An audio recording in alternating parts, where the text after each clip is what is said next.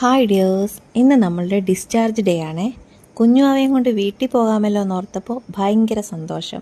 എങ്കിൽ പിന്നെ ഒന്നൊരുങ്ങാമെന്ന് കരുതി. എത്രയൊക്കെ വയ്യായെങ്കിലും ഒരുക്കത്തിൻ്റെ കാര്യത്തിൽ നമുക്ക് യാതൊരുവിധ കോംപ്രമൈസും ഇല്ലല്ലോ. ഇന്ന് ഡിസ്ചാർജ് ചെയ്യാം, മറ്റുള്ള പ്രോബ്ലംസ് ഒന്നും ഇല്ലാന്ന് രാവിലെ ഡോക്ടർ വന്ന് പറഞ്ഞപ്പോൾ മുതൽ ഒരുങ്ങിയിരിക്കാൻ തുടങ്ങിയതാണ്. ഇവിടുത്തെ പ്രൊസീജിയർ എല്ലാം കഴിഞ്ഞ് വീട്ടിൽ പോകുമ്പോൾ വൈകുന്നേരമാകുമെന്നുള്ള കാര്യത്തിൽ യാതൊരു സംശയവുമില്ല. പ്രസവിച്ച് കിടക്കുന്ന പെൺകുട്ടികൾ ഇങ്ങനെയൊന്നും ഒരുങ്ങാൻ പാടില്ല എന്നുള്ള അമ്മയുടെ കമൻറ്റ് ഒരു സൈഡിലൂടെ നടക്കുന്നുണ്ട്. അതിലെത്രത്തോളം സത്യമുണ്ടെന്നൊന്നും എനിക്കറിയില്ല.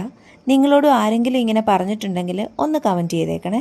അമ്മ പറഞ്ഞിട്ടും അനുസരണക്കേട് കാണിക്കുന്നു എന്ന് കരുതണ്ട, ഒരു തട്ടിക്കൂട്ടൊരുക്കം മാത്രം. ഞാനൊന്ന് റെഡിയായിട്ട് വേണം നമ്മുടെ കുഞ്ഞാവയും കൂടി റെഡിയാക്കാൻ. കഴിഞ്ഞ വീഡിയോ ഞാൻ പോസ്റ്റ് ചെയ്തപ്പോൾ കുറേ പേര് എനിക്ക് മെസ്സേജ് ചെയ്തും കമൻറ്റ് ചെയ്തും ഒക്കെ ചോദിച്ചിട്ടുണ്ടായിരുന്നു, എനിക്ക് നോർമൽ ഡെലിവറി ആയിരുന്നോ, എപ്പിഡ്യൂറൽ എടുത്തിട്ടുണ്ടായിരുന്നോ, പെയിൻ ഉണ്ടായിരുന്നോ, അങ്ങനെ കുറേ കാര്യങ്ങൾ. എല്ലാവരുടെയും പ്രാർത്ഥന കൊണ്ടും ദൈവത്തിൻ്റെ അനുഗ്രഹം കൊണ്ടും എനിക്ക് നോർമൽ ഡെലിവറി തന്നെയായിരുന്നു. അതേപോലെ തന്നെ എനിക്ക് എപ്പിഡ്യൂറൽ എടുക്കാനും കഴിഞ്ഞു. പിന്നെ പെയിൻ ഉണ്ടായിരുന്നോ എന്ന് കുറേ പേര് എന്നോട് ചോദിച്ചിട്ടുണ്ടായിരുന്നു. ഒരു 90% എനിക്ക് പെയിൻ അറിഞ്ഞില്ല, പിന്നെ ഒരു 10%. ആ 10% പെയിൻ എന്തുകൊണ്ടാണ് വന്നതെന്ന് ചോദിച്ചാൽ, എനിക്ക് എപ്പിഡ്യൂറൽ ഫുള്ളായിട്ട് എടുക്കാൻ കഴിഞ്ഞില്ല. നമുക്ക് എപ്പിഡ്യൂറൽ എടുക്കുന്ന ടൈമിൽ അത് ഓരോരോ ഡോസായിട്ടാണ് തന്നുകൊണ്ടിരിക്കുന്നത്. അപ്പോൾ ഒരു 6th ഡോസ് ആയപ്പോഴത്തേക്കിനും എൻ്റെ BP നന്നായിട്ട് ലോ ആയി, ഹാർട്ട് ബീറ്റ് നന്നായിട്ട് കുറഞ്ഞു, അതേപോലെ തന്നെ ബ്രീത്തിങ് ഭയങ്കര ഡിഫിക്കൽട്ടായി.